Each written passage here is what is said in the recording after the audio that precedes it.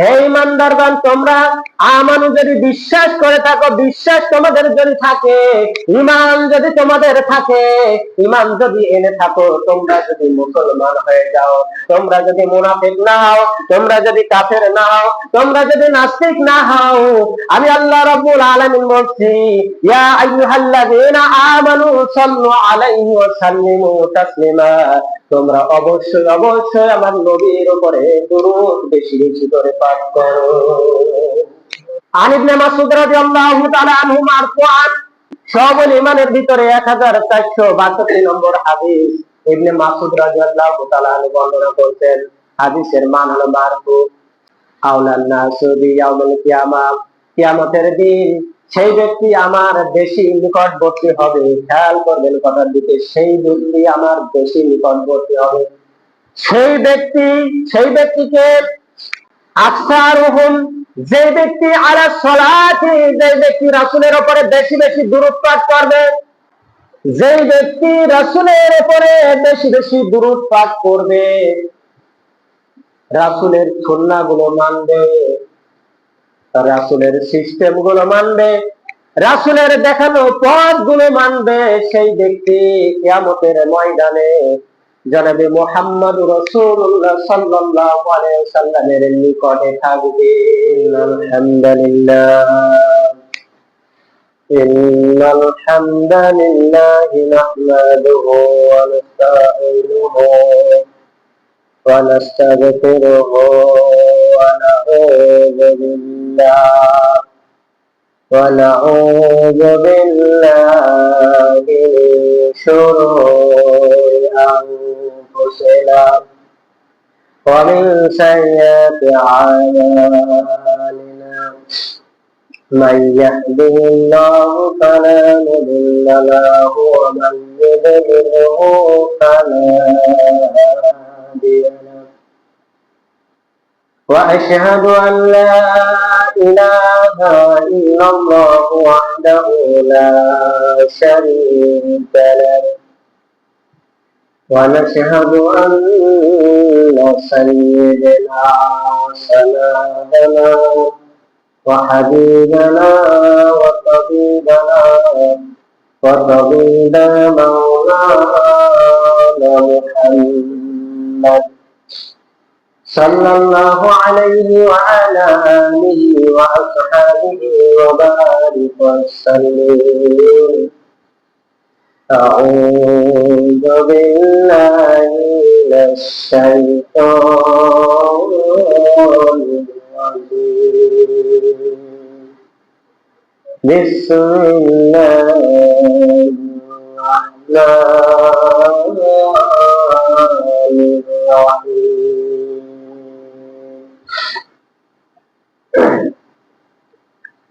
إن الله وملائكته يصلون على النبي، يا أيها الذين آمنوا صلوا عليه وسلموا تسليما. اللهم صل على محمد وعلى آل محمد كما صليت على إبراهيم وعلى آل إبراهيم إنك حميد مجيد. اللهم بارك على محمد وعلى آل محمد كما باركت على إبراهيم وعلى آل إبراهيم إنك حميد مجيد. الحمد لله. শুকরিয়া জানাচ্ছি সে মহান সুবহানাহু ওয়া তাআলার দরবারে যে আল্লাহ রাব্বুল আলামিন পবিত্র জুমার দিনে আসা বসা এবং রব্বুল আলামিন 12 রবিউল আউয়ালকে সামনে নিয়ে রবিউল আউয়াল মাসে প্রথম জুমায় সুবহানাহু ওয়া তাআলা আসা বসা এবং আমল করার তৌফিক দান করেছেন এবং আল্লাহ সুবহানাহু ওয়া তাআলার দরবারে দুইখানা সেজদা দেওয়ার তৌফিক দান করেছেন। এই জন্য সকলেই শুকরাতান আদায় করছি, সকলেই বলছি আলহামদুলিল্লাহ। দরুদ পাঠ করছি তাজদারে মদিনা আহমদ মুস্তাফা খাতামুন নবীন সাইয়্যিদুল মুরসালিন রাহমাতাল লিল আলামিনের রওজা মুবারকে আমরা সকলেই পড়ছি সাল্লাল্লাহু আলাইহি ওয়াসাল্লাম। যেহেতু রবিউল আউয়াল মাস, আলোচনা সেই দিকে আমরা আগাবো। আল্লাহ সাহিত্য কিছু কথা বলা, শোনা, বোঝা এবং আমল করার তৌফিক দান করুন। সকলেই পড়ছি আল্লাহুম্মা আমিন। আল্লাহ রাব্বুল আলামিন পৃথিবীতে অনেক নবী রাসূল প্রেরণ করেছেন। তার ভিতরে রাসূল হলো 313 জন। অন্য একটা হাদিসে আছে, দুইটাই সহিহ হাদিস, 315 জন। আর যেইজন আসছিলেন মহামানবেরা, ওনারা ছিলেন নবী। আমরা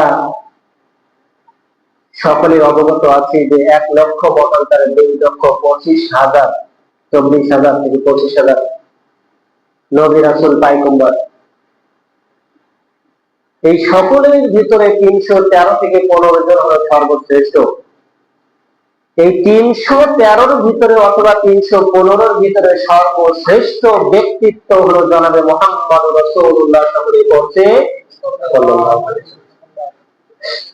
আসেন, শুধু কি আমরা আগে সেই নবীর গুরুত্ব, সেই নবীর মহত্ব একটুখানি জেনে আমরা পুরো মূল আলোচনায় প্রবেশ করব ইনশাআল্লাহ। আল্লাহ রাব্বুল আলামিন সূরা আয-যারিয়াতের 56 নম্বর আয়াত রব্বুল আলামিন বলছেন, ইন্নাল্লাহা ওয়া মালাইকাতাহু, নিশ্চয় রব্বুল আলামিন ওয়া মালাইকাতু এবং তার ফেরেশতারা ইউসাল্লুনা, এই সাল্লুনা শব্দের অর্থ এখানে দুরূদ শরীফ। এখানে কি কয়েকটা অর্থে ব্যবহৃত হয়। সাল্লুনা শব্দের অর্থ এই না যে রব্বুল আলামিন রাসূলের প্রতি নামাজ আদায় করত, যেহেতু সালাত শব্দ থেকে এসেছে। এই জন্য আমাদের মূল বিষয়টা আগে বুঝতে হবে।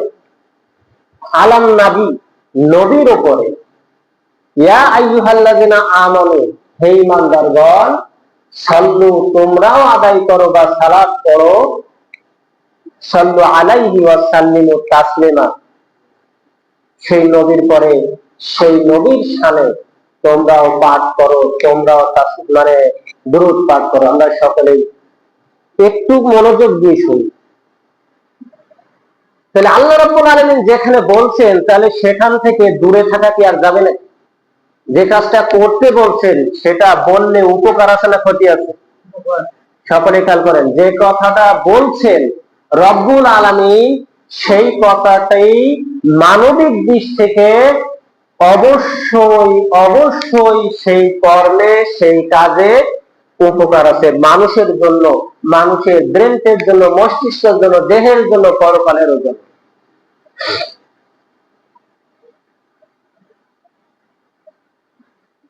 রব্বুল আলামিন আয়াতের ভিতরে প্রথমেই যে শব্দটা নিয়ে আসছেন ইন্না, নিশ্চয়, এটা কিন্তু আর নষ্ট হবে না। আল্লাহর এই কথা কিন্তু ওয়াদা ভঙ্গ আর হবে না। আল্লাহ রাব্বুল আলামিন বলছেন ইন্নাল্লাহ, নিশ্চয় আল্লাহ তাআলা, ওয়া মালাইকাতাহু, নিশ্চয় আল্লাহ রাব্বুল আলামিন, ওয়া মালাইকাতাহু এবং তার ফেরেশতারা ইউসাল্লুনা, ওই রাসূলের উপরে, যেটা পাঠ করে, যেটা বলে।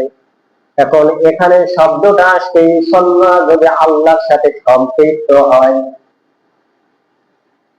যদি আল্লাহ নবীর উপরে, নবীর সাথে তার শানে সালাত পড়ে বা দুরূদ পড়ে, কেমন একটা দেখায়? কথা বলেন, দেখায় না? তার মানে আল্লাহ রাব্বুল আলামিনের শান কিন্তু ভিন্ন রকম লাগে। মুফাসসিরগণ বলছেন সাল্লাহ শব্দ যখন আল্লাহর সাথে হবে, তার মানে যত রকমের করুণা, দয়া, মায়া, রহমত আছে রব্বুল আলামিন সমস্ত গুলো এই নবীর উপরে দান করেছে।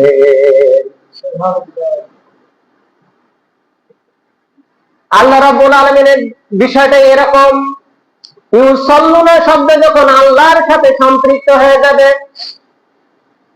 পৃথিবীর বুকে কত নবী কত রাসূল যখন বিপদে পড়েছে শেষ একটা অবলম্বন ছিল দোয়া। রব্বুল আলামিন জানিয়ে দিয়েছিল, ও আমার দুনিয়ার নবীরা রাসূলেরা, তোমরা যখন সর্বশেষ সময় বিপদে পড়বে তোমাদের কয়েকটা দোয়া আমি খাস ভাবে কবুল করে নেব, তোমরা দুনিয়াতে করতে পারবে আখিরাতেও করতে পারবে। জনাবে মুহাম্মদুর রাসূলুল্লাহ সাল্লাল্লাহু আলাইহি সাল্লাম এই এত কষ্টের ভিতরেও দুনিয়াতে এই দোয়াটা করেন নাই, তিনি পরকালে উম্মতের নাজাতের জন্য করবে।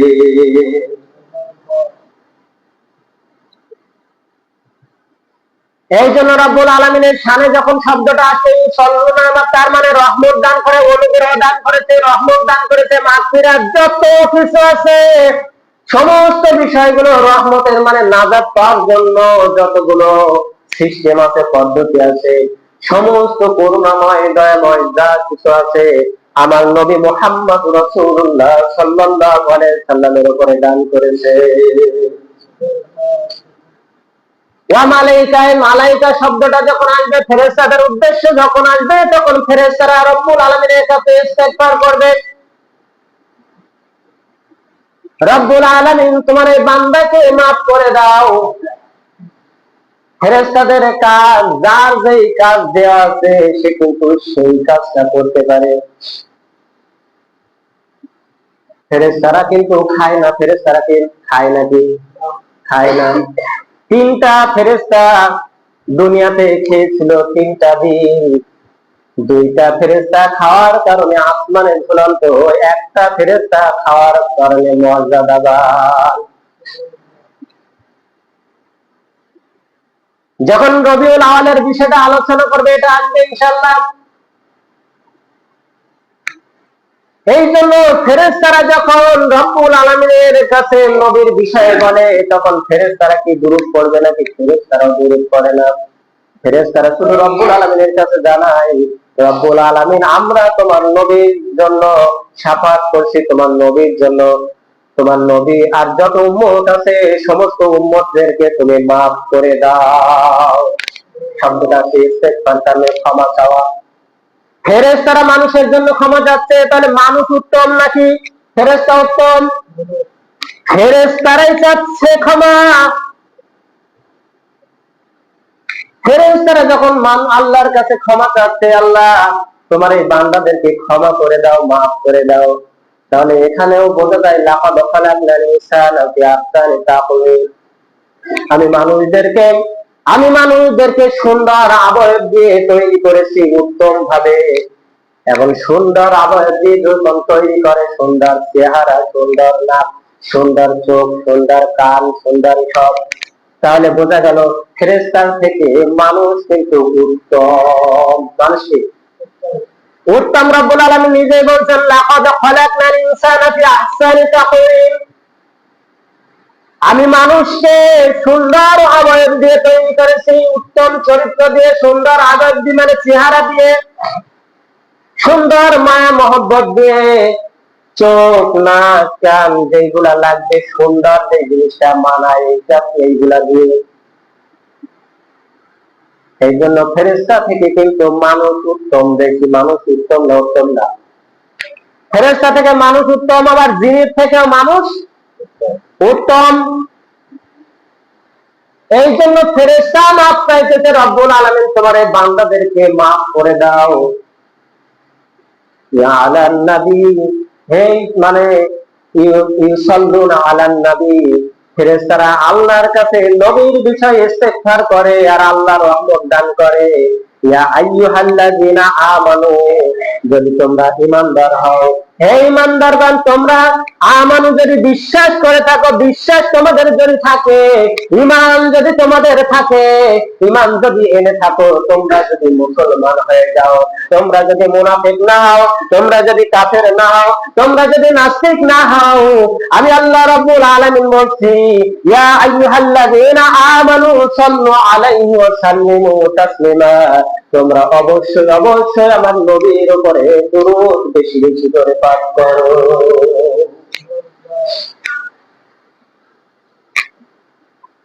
عن ابن مسعود رضي الله تعالى عنه مرفوعا أولى الناس بيوم القيامة أكثرهم على الصلاة সবল ইমানের ভিতরে 1462 নম্বর হাদিস ইবনে মাসউদ রাদিয়াল্লাহু তাআলা আনহু বর্ণনা করেছেন। হাদিসের মান হলো মারফু। আউলান নাস বিয়াউমুল কিয়ামা, কিয়ামতের দিন সেই ব্যক্তি আমার বেশি নিকটবর্তী হবে। খেয়াল করবেন কথার দিকে, সেই ব্যক্তি আমার বেশি নিকটবর্তী হবে। সেই ব্যক্তিকে আকসারুহুম, যে ব্যক্তি আলা সালাতি, যে ব্যক্তি রাসূলের উপরে বেশি বেশি দুরূদ পাঠ করবে, যে ব্যক্তি রাসূলের উপরে বেশি বেশি দুরূদ পাঠ করবে, রাসূলের সুন্নাহগুলো মানবে, রাসূলের সিস্টেম গুলো মানবে, রাসূলের দেখানো পথগুলো মানবে, সেই ব্যক্তি কিয়ামতের ময়দানে জনাবে মুহাম্মদ রাসূলুল্লাহ সাল্লাল্লাহু আলাইহি ওয়াসাল্লামের নিকটে থাকবে। রাসূলের আদর্শ, রাসূলের দুরূদ, রাসূলের উপরে দুরূদ, যেখানে আল্লাহ রাব্বুল আলামিন বলতেছেন আমি রহমত দান করব, যারাই পড়বে এইগুলা ফেরেশতারা ওই ব্যক্তির জন্য ইস্তেগফার করবে। আমি আল্লাহ বলতেছি ইয়া আইয়ুহাল্লাযিনা আমানু, হে ঈমানদার যদি বিশ্বাস থেকে থাকো, খবরদার তোমাদের যদি অর্থের লোভ দেখানো হয়, তোমাদের চাকরির লোভ দেখানো হয়, তোমাদের অভাবের অনটন দেখানো হয়, তারপরে আমার রাসূলের উপরে, রাসূলের আদর্শ, রাসূলের উপরে দুরূদ, রাসূলের উপরে মহব্বত, রাসূলের শরিয়াত, রাসূলের এই সবগুলো বিধিবিধান মেনে নাও। মেনে নিলে আমি আল্লাহ রাব্বুল আলামিন তোমাদেরকে অনুগ্রহ দান করে আমার ফেরেশতাদেরকে মাফ করিয়ে তারপর তোমাদেরকে জান্নাতে দিব। এখন কেউ যদি শরিয়াত বলে বিরোধী, শরিয়াতের আইন আমরা মানি না, মুসলমান থাকবে নাকি? শরিয়াতের আইন যদি আমি বলি মানি না, তাহলে আমি মুসলমান তো থাকবোই না।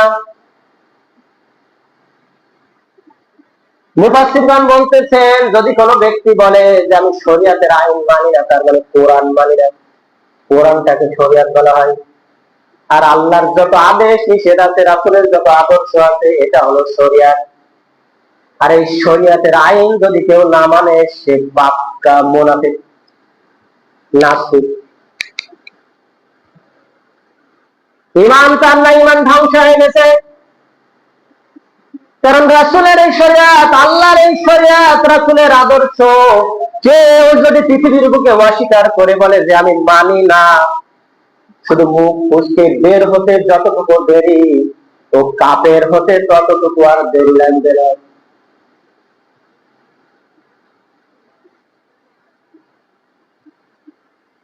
এই জন্য রব্বুল আলামিন বলতেছেন যে আমি অনুগ্রহ তার উপরে করব যে আমার শরিয়াত মানবে, যে আমার রাসূলের আদর্শ মানবে, আমার দুরূদ, রাসূলের উপর দুরূদ পাঠ করবে।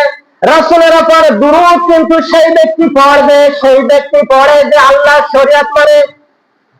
হিন্দু পড়বে কার্তিক, গণেশ, মাধব, বিমান, বসু, এরা পড়বে, এরা কিন্তু পড়বে না, কিন্তু বিপদে পড়লেও এরা পড়ে লা ইলাহা ইল্লাল্লাহু মুহাম্মাদুর রাসূলুল্লাহ।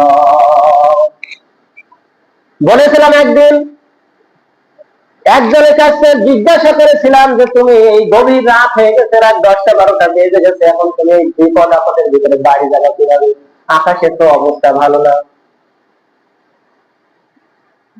আমার উত্তর দিয়েছিল হাতে দুটো তুর্কি দেবো আর পড়তে পড়তে যাবো হিন্দু বেচারা, হাতে তুর্কি দেবো আর বলবো লা ইলাহা ইল্লাল্লাহু মুহাম্মাদুর রাসূলুল্লাহ।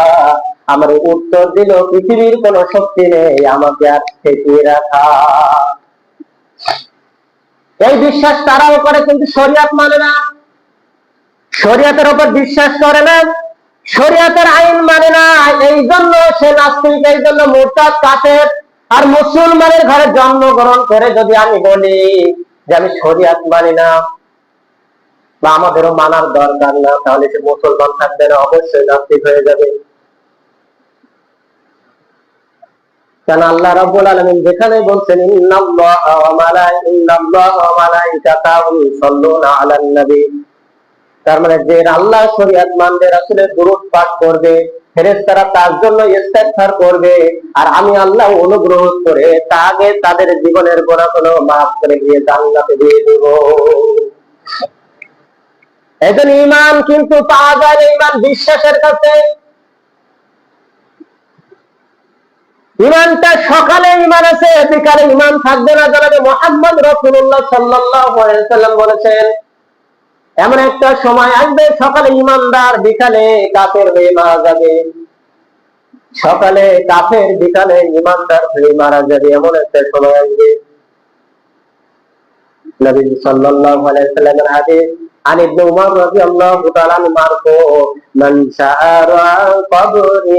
যারা কবরি ওয়াজাবাত আলাইহি শাফাআতি। সব উলামাদের 1462 নম্বর হাদিস এটা। জনাবে মুহাম্মদ রাসূলুল্লাহ সাল্লাল্লাহু আলাইহি ওয়াসাল্লাম বলেছেন, মান যারা কবরি, যে ব্যক্তি আমার কবরকে জিয়ারত করবে, ওয়াজাবাত, আমার উপরে ওয়াজিব হয়ে যায়, আলাইহি শাফাআতিহি, তার শাফাআত করার জন্য আমার ওয়াজিব হয়ে যায়। শাফাআত কোথায় হয়? কোথায় হবে শাফাআত? কোথায় হবে? কোথায়?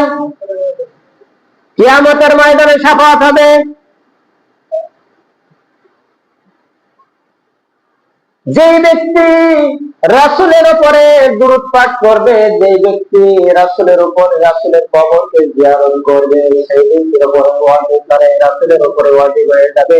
সেই ব্যক্তিকে অবশ্যই শাফাআত করার কিয়ামতের ময়দানে। কিন্তু শর্ত যে আছে, অবশ্যই অবশ্যই শিরক থেকে বাঁচতে হবে। কি থেকে? শিরক থেকে। শিরক করে কখন মানুষ? এই শিরকের বিস্তারিত মানতে গেলেও আপনার শরিয়ত মানা লাগবে।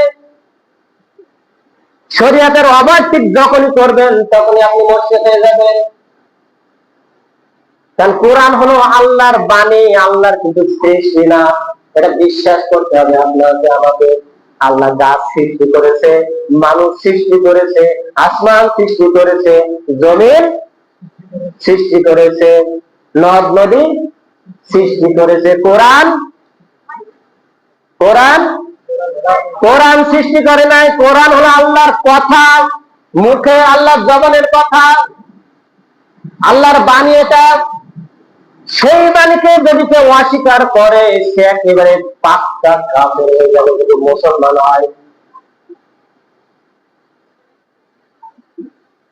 কোন আল্লাহর কোন আয়াতকে যদি কেউ অস্বীকার করে, কোন আয়াত না, সে আর মাত্র একটা আয়াতের 6636 থেকে মতান্তরে 6663 আয়াত, এই আয়াতগুলোর ভিতরে একটা আয়াতের 3 ভাগের 1 অংশ আয়াতকে অস্বীকার করেছিল।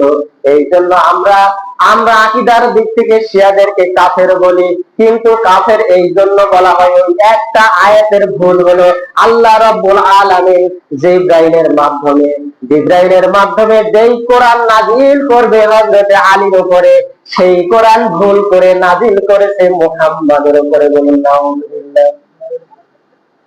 একটা আয়াতের 3 ভাগের 1 অংশ যদি অস্বীকার করলে কাফের হয়, পুরো শরীয়তকে অস্বীকার করলে সে কি হবে?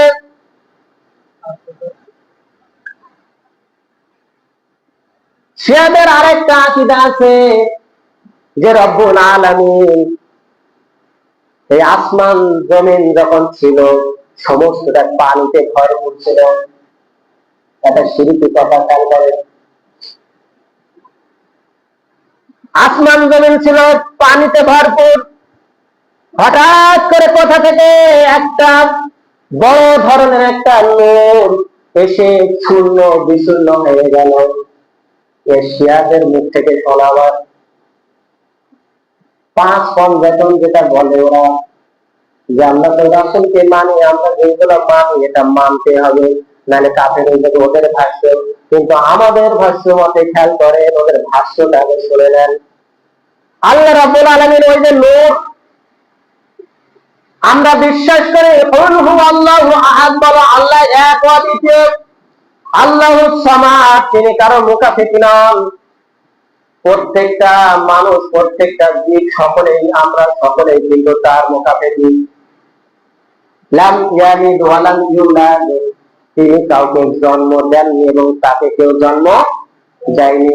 কিন্তু শিয়ারা বলেন ওই যে একটা আলো ছিল, বড় ধরনের একটা নূর, ওই নূরটা যখন সাগরের উপরে আসে ভাসতে ভাসতে এসে ওটা ফেটে 5টা খণ্ড হয়ে যায়, 5টা খণ্ডের ভিতরে একটা খণ্ড উধাও হয়ে যায়, ভস্ম হয়ে যায়। যেই অংশটা ভস্ম হয়ে গিয়েছিল ওই অংশটা আল্লাহ রাব্বুল আলামিন বলেন নাউযুবিল্লাহ। আর 7টা অংশ আজকের আর বলবো না, 7টা অংশ বলবো 12 রবিউল আউয়াল অনুষ্ঠানে, যে 7টা অংশ থেকে কে কে তৈরি হয়েছিল। এই জন্য সামান্য একটা বিষয়ের উপরে ঈমান আনলে, বিশ্বাস যদি করেন তাহলে ঈমান থাকবে না।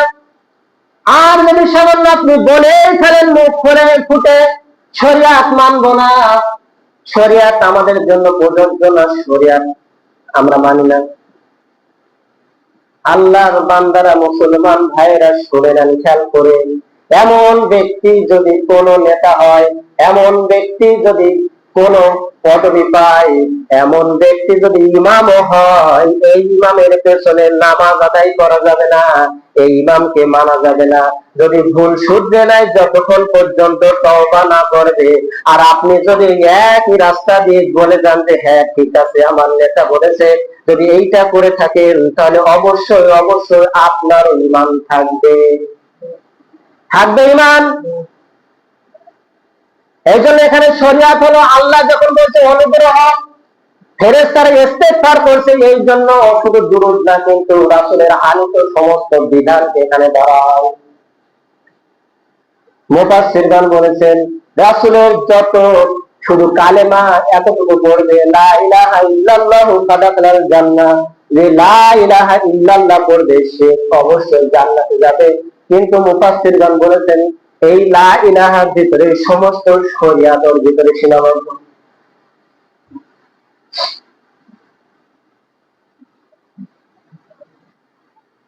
তাহলে আমরা তো জানি রাসূলের উপরে দুরূদ পাঠ করলে 10টা রহমত দান করে, কয়টা? একবার যদি দুরূদ পাঠ করে 10টা রহমত দান করবে। আর রাসূলের কোন একটা আদর্শ যদি আপনি শুধু এতটুকু করেছেন সাল্লাল্লাহু আলাইহি সাল্লাম, আল্লাহর উপরে, আল্লাহ আপনার উপরে 10টা রহমত দান করে দিবেন।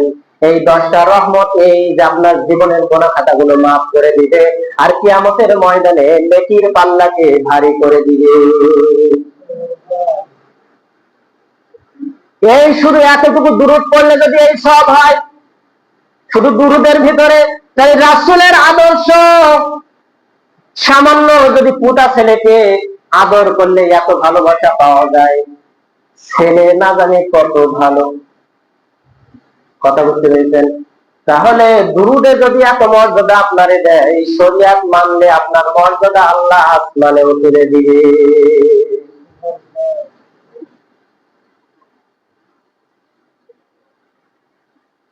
দুরূদ আমরা পড়ি, সর্বোত্তম দুরূদ হলো দুরূদে ইব্রাহিম, দুরূদে ইব্রাহিম। আর সব থেকে দুরূদ হলো ছোট্ট যে দুরূদটা, সেটা হলো সাল্লাল্লাহু আলাইহি ওয়াসাল্লাম। কোন ব্যক্তি যদি কোন জিনিস যদি হারিয়ে যায়, অন্তত শুধু দুরূদ শরীফ পড়তে থাকবেন আর খুঁজতে থাকবেন, তাহলে দেখবেন আল্লাহ রাব্বুল আলামিন আপনার এই হারিয়ে যাওয়া জিনিসটা আজকে না হয় কাল না হয় অন্য সময়, যে কোনো সময় আপনাকে ম্যানেজ করে দিবে। যদি আপনি ম্যানেজ না করতে পারেন, অবশ্যই আপনাকে আল্লাহ রাব্বুল আলামিন কোন সাইড থেকে ওই যতটুকু অর্থ আপনার ক্ষতি হয়েছে তার থেকে বেশি ভরপুর করে দিবে।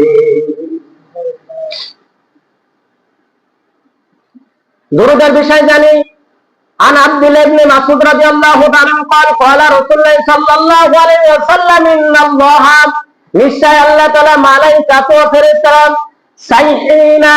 সাইয়াহিনা ফিল আরদি, আল্লাহর নবী সাল্লাল্লাহু আলাইহি ওয়াসাল্লাম বলেছেন যে আল্লাহ কত ফেরেশতা আছে যারা পৃথিবীতে, সাইয়াহিনা ফিল আরদি, জমিনের ভিতরে কিছু ফেরেশতা আছে,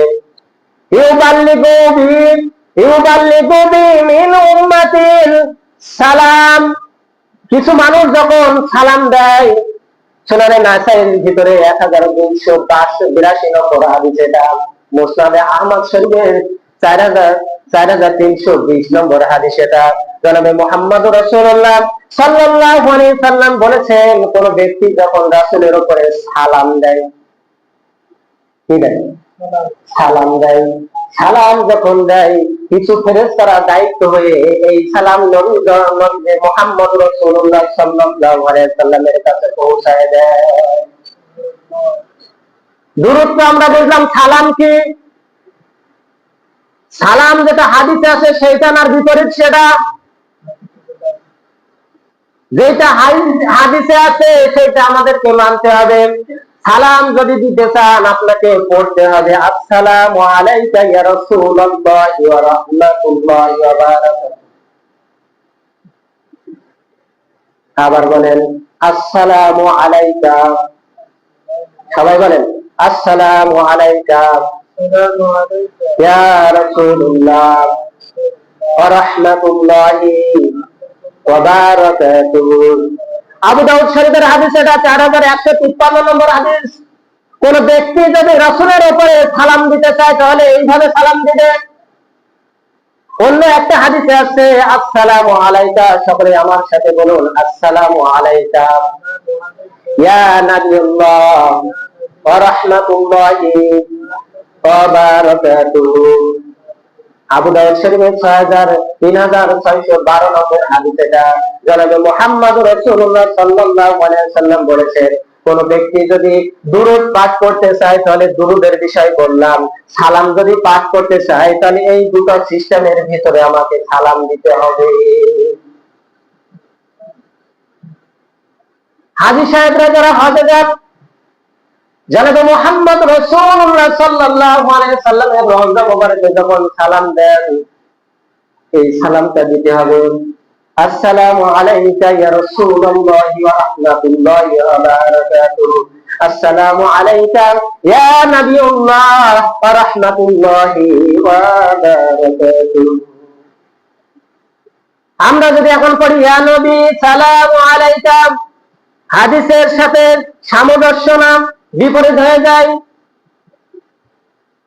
ইয়া নবী, এখন যদি আমি একজনকে ডাক দিই, আপনাদের হাফেজ আব্দুল্লাহকে ডাক দিয়ে বলি হে আব্দুল্লাহ আসসালামু আলাইকুম, কথাটা কেমন হলো? যুক্তিসঙ্গত হলো? হলো না। আর যদি বলি আসসালামু আলাইকা আসসালামু আলাইকুম ইয়া আব্দুল্লাহ, কোনটা সুন্দর হলো? আসসালামু আলাইকুম আসসালামু আলাইকা, এটা সুন্দর, এটা মাধুর্যময়, আগে সালাম পরে কালাম। একটা হাদিস আছে রাসূলুল্লাহ সাল্লাল্লাহু আলাইহি সাল্লাম বলেছেন, মিশকাত শরীফে পড়েছিলাম, আগে সালাম দাও তারপরে কালাম, মানে কথা। কিন্তু আমরা যদি আগে ডাক দিয়ে বলি হে আব্দুল্লাহ আসসালামু আলাইকুম, হে রহমান আসসালামু আলাইকুম, হে আব্দুল সালাম আসসালামু আলাইকুম, তাহলে আগে কথা হয়ে যায় পরে সালাম হয়ে যায়।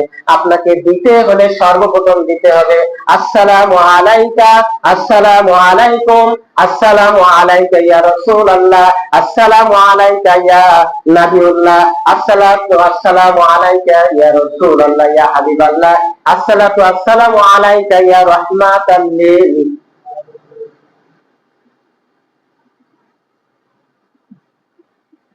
এই পড়লে আপনার কি হবে? যত পড়বেন রাসূলের উপরে, যতই দরুদ পড়বেন, যতবার এখানে যত ব্যক্তি পড়েছেন, একবার যদি পড়া হয় 10টা নাকি, কয়টা নাকি? 10টা নাকি। একবার যদি পড়েন কোন ব্যক্তি 10টা নাকি, 10টা গুনাহ, 10টা রহমত আপনার উপরে নাজিল হয়ে যাবে। কাবা ঘরে প্রতিদিন যে কতরা যেইগুলা আপনার রহমত পড়ে যায়, এই রহমতের কপালে থাকলে একটা রহমত আপনার উপরেও চলে আসতে পারে। কিন্তু আপনি এটা পড়বেন কখন? যখন আপনার বিশ্বাস হবে রাসূলের উপরে, আল্লাহর পরে যখন বিশ্বাস হবে তখন আপনি পড়বেন রাসূলের নামে। জনাবে মুহাম্মদ রাসূলুল্লাহ সাল্লাল্লাহু আলাইহি সাল্লাম বলেছেন, সর্বোত্তম কীটটা হলো ওই ব্যক্তি যে ব্যক্তি আমার নাম জনাবে মুহাম্মদ রাসূলুল্লাহ সাল্লাল্লাহু আলাইহি সাল্লাম, এই রাসূলের নাম বলার পরেও যেই ব্যক্তি আমার উপরে দুরূদ পাঠ করলো না, ওই ব্যক্তি সব থেকে কৃপণ, সব থেকে বখিল। যে আমার নাম উচ্চারণ করলো একজন বা যে কোনো এক ব্যক্তি, অথচ আমার উপরে দুরূদ পাঠ করলো না। এখানে কিপটা বলা হয়েছে, কৃপণ বলা হয়েছে। যেই ব্যক্তির নামে এতগুলা, শুধু এতটুকু নাম ধরে উচ্চারণ করে সাল্লাল্লাহু আলাইহি ওয়াসাল্লাম পড়লে যদি এতগুলা রহমত আপনার হয়ে যায়, আপনার শাফাআত ওয়াজিব হয়ে যায়, আপনার উপরে 10টা রহমত এসে যায়, সেই নবীর শরিয়ত যদি বলি আমরা মানবো না, তাহলে আমি কি মুসলমান নাকি? কয়েকটা কারণে মানুষের ঈমান নষ্ট হয়ে যায়, আমরা নিজেরাও বুঝতে পারি না। আল্লাহর কোন আয়াতকে যদি যখনই আমি অস্বীকার করব, সে আমি অস্বীকার করি, আমার নেতা অস্বীকার করে, আমার যে অস্বীকার করে, অস্বীকার করার পরে তার ভুল ধরিয়ে দিতে হবে। ভুল ধরিয়ে দিলেও যদি সেই ব্যক্তি না মানে, তাহলে তৎকালীন সেই বন্ধু আমাদেরকে ত্যাগ করে আসতে হবে। মায়া রাখলে আর হবে? যদি মায়া রাখেন, রব্বুল আলামিন জানিয়ে দিতেন যখন কিয়ামতের ময়দানে হিসাব নিকাশ নেওয়া হবে, যে বন্ধুদের সাথে যদি বিড়িখোরের সাথে দাঁড়ানো হয়, ওই বন্ধু যেই দিকে যাবে তোমাকেও সেই দিকে যেতে হবে।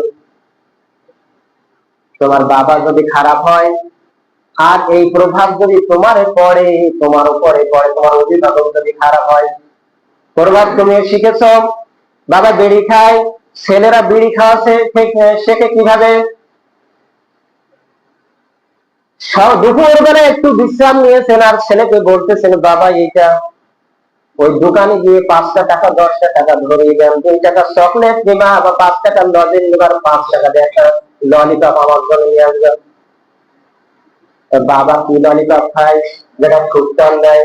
ছেলে চিন্তা করলো, তাই তো ললিপপ যখন বাবা বলেছে নিয়ে গেলাম। দোকান থেকে নিয়ে যেয়ে একদিন 2 দিন নিয়ে যায়, 3 দিনের দিন দেখে, তাই তো বাবা তো খায়, আমি একটু দেখি। একদিন বলতেছে, বাবা আমি একদিন ধরিয়ে দিই, তাহলে দাও। চুলার পিঠে গিয়ে গ্যাস লাইট নিয়ে একটা টোপ দিয়ে একটা টান দিয়ে দেখলো কি সুখটান, ললিপপটার স্বাদ কেমন। এতটুকু কারণে ওই সন্তান কিন্তু আস্তে আস্তে খোর হয়ে যাবে, শেষ পর্যন্ত আপনার সন্তান সম্পদ মান সম্মান সব শেষ হয়ে যাবে। এই জন্য কয়েকদিন আগে আমি বক্তব্যে বলেছিলাম, ছোট ছেলে মেয়েদের তোমার বাবার বালিশের তলে যদি বিড়ি থাকে, সিগারেট থাকে, ভেঙে দিবা। অন্তত লজ্জা হয়ে যাক, যেন বাড়িতে আর না আনে।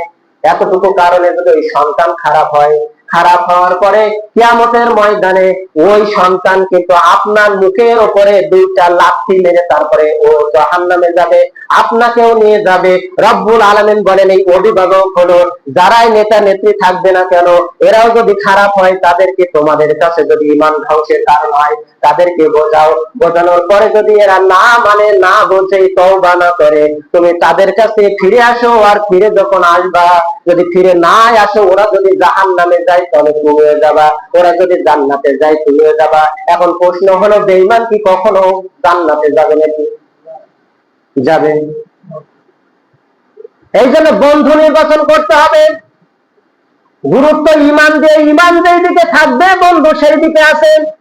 ঈমান যেখানে নেই বন্ধুত্ব সেখানে নেই। যদি বন্ধু ভুল করে ফেলে, আপনাকে যদি একটু আপনি জানেন বোঝেন, আপনাকে বোঝায় দিতে হবে, বন্ধু এটা ভুল হয়েছে। এরপরে যদি বন্ধু না শুধরিয়ে নেয়, তাহলে অবশ্যই তার থেকে আপনাকে ত্যাগ করতে হবে। আল্লাহ রাব্বুল আলামিন আমাদেরকে আপনাকে আমল করার তৌফিক দান করুন। যেহেতু রবিউল আউয়াল মাসের প্রথম জুমা, আগামী জুম্মা মনে হয় সম্ভবত যে তারিখটা শুক্রবার, 12 রবিউল আউয়াল।